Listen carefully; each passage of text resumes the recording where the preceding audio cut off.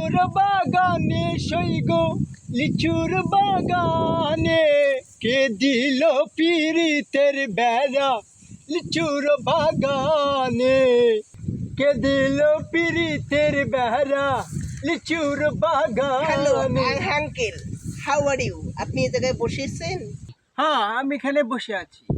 আমি তো এইমাত্র হাবু করে আসলাম। হাবু করে এত সুসো নাই। ও সরি, আমি তো হাবু করে আসছি, সোচার কথা মনে নাই।